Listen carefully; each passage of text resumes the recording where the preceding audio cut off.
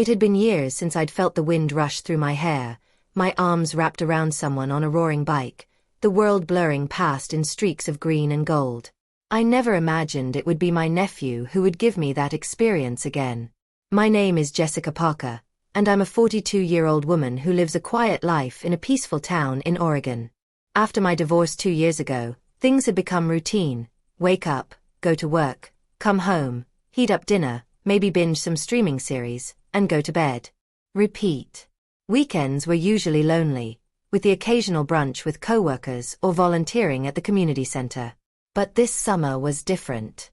My sister Melanie called me in June and asked if her son, Ryan, could stay with me for a few weeks while she and her husband took a long overdue anniversary trip. I hadn't seen Ryan in over a year. The last time I did, he was just graduating high school, all shy grins and slouched posture. Now, he was 20 and had a presence about him. Confident, grounded, and unexpectedly charming. Ryan arrived on a Friday afternoon with a backpack, a duffel bag, and a motorcycle that practically roared down my quiet suburban street. I opened the door to greet him, and the rumble of his engine echoed against the nearby houses. "Hey, Aunt Jess," he called, pulling off his helmet and giving me a grin that mirrored his mother's. His hair was longer, his jawline sharper, and his entire demeanor oozed youthful energy. "Wow," I said, blinking. "You look grown." He laughed. "It's been a year, not a decade." Once we got inside and caught up over iced tea, I couldn't help but admire how much he'd matured. He was studying mechanical engineering, living off campus with a few friends, and had taken up a passion for motorcycles. The bike, he explained, was his baby, something he worked on from scratch. "You should come for a ride sometime," he said casually that first evening. I laughed it off. "I haven't been on a motorcycle since college.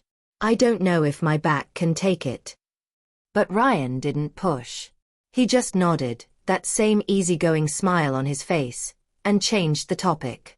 Days passed, and having him around brought new energy into my home. He helped around the house without being asked, cooked dinner with me, and even fixed the leaky faucet in the kitchen. At night, we sat on the porch and talked about everything from family memories to his college life. I began to feel a kind of joy I hadn't felt in years. Simple, warm, and human. One Saturday morning, Ryan rolled the bike out of the garage. It gleamed under the sun like a panther. He called into the house. "Aunt Jess, today's the day." I peeked through the window. "The day for what?" He held up an extra helmet.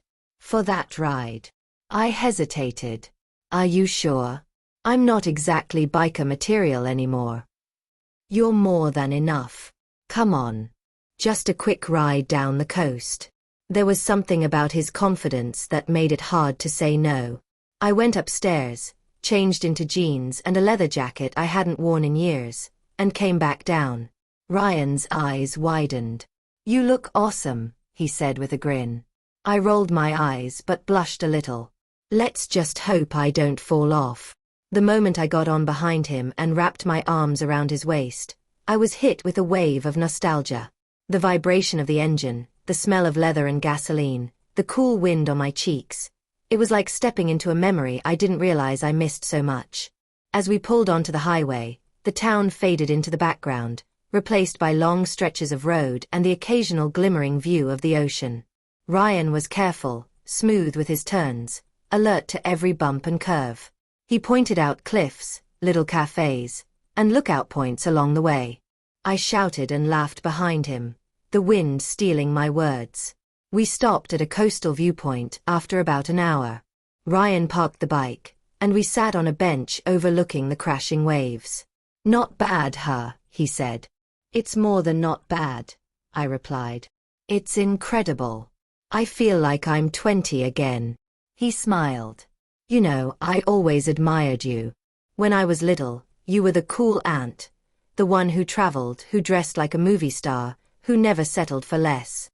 I laughed. "That was a long time ago. I've been stuck in routines lately."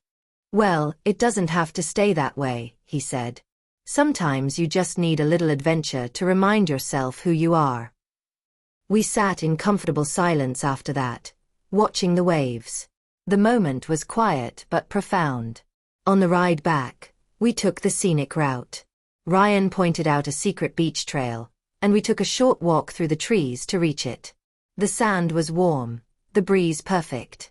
I kicked off my shoes and walked barefoot, letting the waves kiss my feet. Ryan skipped stones across the water like a kid. Later that evening, back home, I stood in the mirror and saw someone different. My hair was tousled, my cheeks sun-kissed, my eyes lit with something I hadn't seen in a long time. Spark. That ride changed something in me. Over the next week, Ryan and I became even closer. We shared stories neither of us had told anyone else. He admitted he'd gone through a tough breakup. I shared how lonely I'd felt since the divorce, even when surrounded by people. One night, we stayed up late watching old movies. At one point, I turned to him and said, "Thank you." "For what?" he asked. "For reminding me what it feels like to live." His eyes softened. "That's what family is for, right?" As the weeks came to an end, and Melanie and her husband returned, I felt a twinge of sadness. Ryan packed his things, but before leaving, he handed me something. A small leather keychain shaped like a motorcycle. "To remind you of that day," he said. I hugged him tight. "Come back anytime." He winked. "Maybe next time, we'll go skydiving." "Let's not get ahead of ourselves," I laughed. After he left, I hung the keychain near my front door and found myself looking at it every morning. It reminded me that adventure doesn't always mean something wild or reckless. It can simply mean saying yes to the unexpected. I've taken up small adventures since then, joined a dance class, went hiking with a local group, even flirted a little with someone at the grocery store.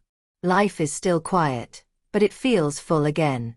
All because my nephew took me for a ride on his motorcycle and made it unforgettable.